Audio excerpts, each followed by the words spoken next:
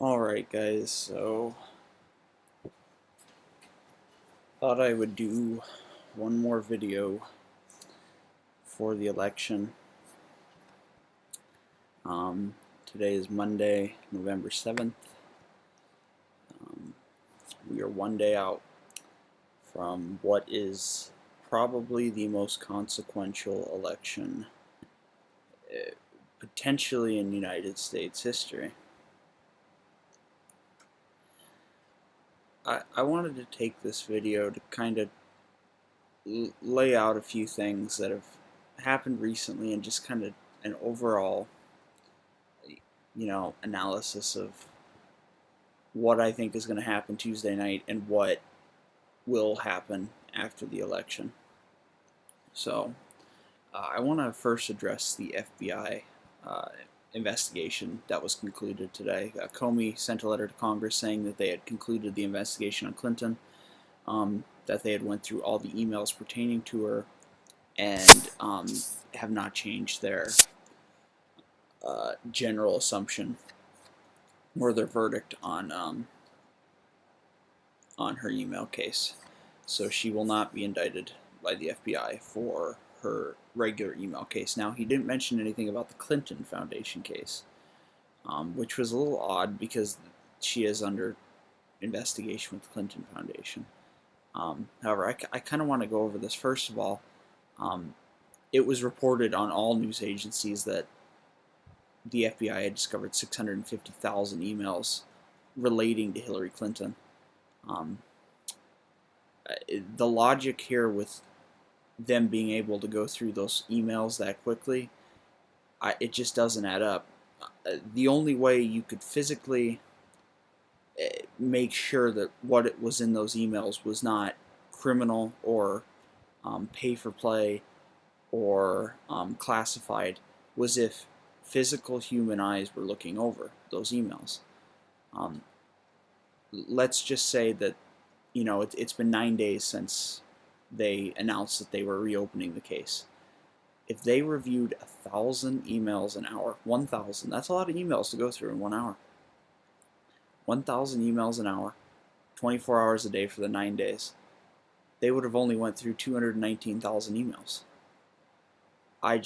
And to be honest with you, even if they doubled that, they wouldn't have went through the entire amount. I find it hard to believe that they concluded this investigation with people actually looking over every single one of those emails. I'm not familiar with what type of technology they use in the FBI. I'm sure it's pretty advanced, but I don't think a machine or a computer could determine if what was in those emails was classified or criminal or anything like that. So if they're claiming that all of those emails were sorted through in the full 650,000 in 9 days, I'm not buying it. Don't believe that happened. Here's the deal with Comey. He just needs to resign because he said that he knew about this extra evidence since the beginning of October. If there was nothing criminal and nothing that stood out in those emails, he would have never announced 9 days ago that the investigation was reopened. He would have never done that. I mean, why did he do that? It doesn't make any sense to me. And I wasn't expecting them to indict her, but I didn't expect him to get done with the investigation this quickly. It just seems too circumstantial and too much of a coincidence that he came out and sent that letter Sunday night. It's about 6:30 East Coast time, right before the election. I mean, just he couldn't have waited until this morning, Monday morning, to make the announcement, saying that he had went over, taken the entire weekend to think it over. No, he sends it at 6:30 at night on a Sunday. I'm not in law enforcement, and I'm not I'm not a part of the justice system, but it just seems very shady, very. It's too circumstantial for it not to be something shady. And so my thing with Comey is he just needs to resign. He's hated by the right. He's hated by the left. He's pretty much hated by everybody at this point. And I'm not saying he's a bad guy. I'm just saying that he should have never I suppose, involved himself so much in this. I know he's the director of the FBI and he had to, but at the same time, he has put too much of this on himself, and I think he's been swayed by the powers that be in Washington, both right and left. So, I want to leave off on that, but I want to take this video to kind of go over what I think is going to happen for Tuesday night, tomorrow night, and for the rest, I guess, all the rest of this year and the beginning, and basically all of next year as well. Um, I'm torn about Tuesday. Um, it's going to be an interesting night because I really don't know what to expect. If the polls are dead right, if they're dead right, if is the big word, if they're dead right, Hillary Clinton should win by about 2 to 3 million votes, probably overall, and probably about 300 electoral votes to Trump's like 238 or 240, somewhere in that range. That's where the margin should end up if the polls are right. But something tells me that that's just not going to be the case. There's a few warning signs that have popped up recently with the Clinton campaign that make me think that this race is a lot tighter, or potentially Donald Trump is leading. And I think he is. There are a couple tracking polls that have come out recently that have had Trump in the lead. The LA Times poll, the LA Day, it's called the Daybreak poll, the USC Dorn Smith poll, and the IBD tracking poll all have him in the lead. And that's really interesting because all these other polls from all these other polling agencies have him between probably 3 and 6 points down. Here's my deal. Here's what I believe. If she was legitimately 3 to 6 points up, she would be polling over him in my home state of Arizona. She'd be polling over him in Georgia. She'd probably be polling over him in Iowa, Ohio, Florida. I mean, all of those. But yet he's still leading in Arizona by a huge margin, Georgia by a huge margin. He's ahead in North Carolina. Early voting suggests that he's way ahead of what the Democrats were in 2012 in Florida. He's ahead in North Carolina. Polls have come out saying that he's way ahead in Ohio. He's way ahead in Iowa. He's ahead in New Hampshire. He's ahead in Nevada. And a poll came out the other day saying that he was tied in Pennsylvania and tied in Michigan. And here's the deal. If she was up by 3 to 6 points, he wouldn't win any of those states. He would win probably about a margin of what John McCain won in 2008, which was about 178 electoral votes. I mean, there's no way. And Nate Silver, even though I don't like him, he was on CBS today, and he was saying that, Trump has at least a 30 to 35% chance of winning this thing. I think it's much higher than that. If he only has to win one more state on top of the states that he's polling ahead in right now, I think he's going to win the race. Today, he was in Michigan and Pennsylvania. He did 5 rallies today. He just got done with his last rally in Virginia at 1 o'clock Eastern time. I mean, the guy's devoted. He certainly wants to win. Where's Hillary? Nowhere to be found. I mean, she's not campaigning at night. But here's the warning sign that I think is kind of pointing out that he's not as far behind as what the media is trying to make out to be, is that she was in Michigan today. Tim Kaine is going to be in Michigan tomorrow, as well as Barack Obama, and Bill Clinton will be there as well.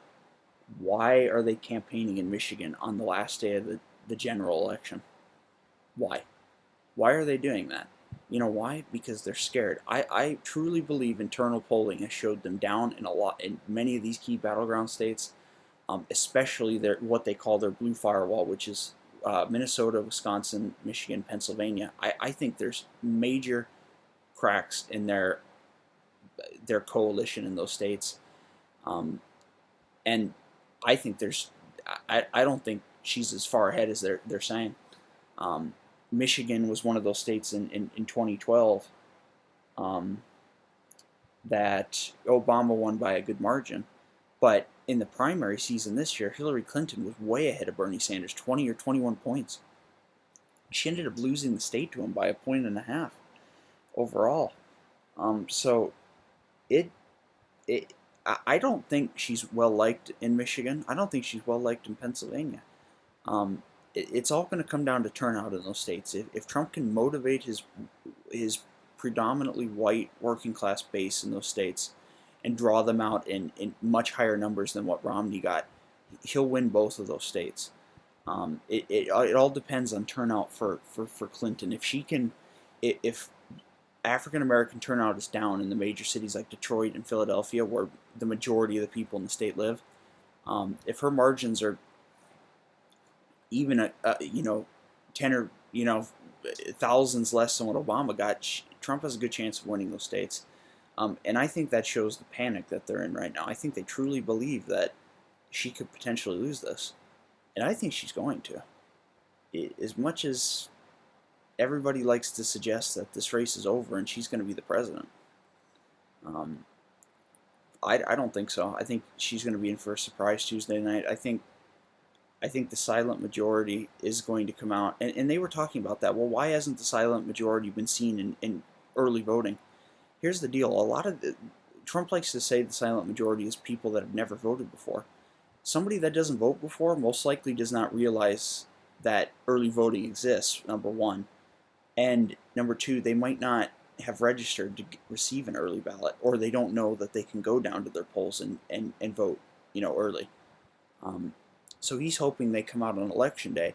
If he could, there was about 14 million people that didn't vote in 2012. If he could attract 5 million of those voters out to the polls to vote for him that didn't vote in 2012, he'll win the election. So it's all going to come down to turnout. It's all going to come down to who's motivated more. So it's going to be interesting to watch. Now, I want to take the rest of this video to talk about what potentially could happen post-election. It's not going to be good. The state of this nation is so divided. It is so on edge that regardless of who gets in there, if Trump gets in there, all of Hillary's supporters are going to be furious. They're all going to totally denounce him. They're not going to support him. And I think it goes even more the opposite way. I think if Clinton gets in there, there's absolutely no way Trump's hardcore supporters are going to support her in any way, shape, or form. I mean, I cannot fathom what a presidency under her would look like. The corruption that she has been exposed of doing in Washington, it's only going to get worse, guys. I think this nation, you're going to see a lot of violence. You're going to see a lot of civil unrest. Pray for our police officers. Pray for our military, because I feel like they're going to be needed in the next 6 months to a year. Just pray for the nation as a whole, because it's not going to be good. Clinton is not going to bring the Trump voters to ever support her. She will always be fighting an uphill battle. If she gets elected, she will not win re-election in 4 years. There is absolutely no way that Trump's core base of supporters is ever going to support her. And here's the other thing. If Trump loses this election, he's actually going to win in a certain way. He will hold, as I like to call it, the Trump card. He will hold such a great political power by having all of his supporters still, that he can basically harass her while she's in office. He can make her life a living hell once she becomes president. I mean, I hope she doesn't think this is going to be easy. Anything that she does that Trump doesn't approve of, he will be in the media slamming her, which will only add to the divide. Now, people say that's a bad thing. Not really. If she wants to play the game that she's played during this election, I hope Trump goes full force after her. I hope he tells everybody that supports him that she's no good. Everything that she does that Trump doesn't like or Trump doesn't approve of, he will be voicing his opinion about it. He will hold the greatest single. I also like to call it. Trump is going to be kind of like the Obi-Wan Kenobi of American politics. He's going to lose the battle against Darth Vader, who in this case is Hillary, but in the end, he's going to win the war. Because he's going to have such an influence behind the scenes and kind of nagging on her president. I don't think the same can be said for her. If Trump wins, I don't think she's going to be able to rally her supporters around her, because if she loses, it's just going to reinforce the fact that the media was rigged, that she didn't have the support that she was claiming, the polls were rigged, everything. If she loses, everything comes crashing down Tuesday. Everything. The media is going to be totally blown up overnight, and the corporatist globalist agenda is going to blow up overnight. But let's go hypothetical here, guys. Let's say that she wins. Let's say that she ends up winning. What does a Clinton presidency look like? There's a couple things that could happen.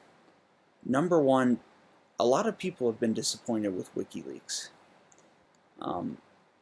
They don't like that WikiLeaks has been saying that they have this huge bombshell on her, and but they haven't released anything that's big yet. They've released a lot of stuff that kind of points to her corruption, points to all of her staff being total political hacks involved in the corruption, but they haven't released that one thing that really puts the nail in her coffin, and a lot of people have been disappointed.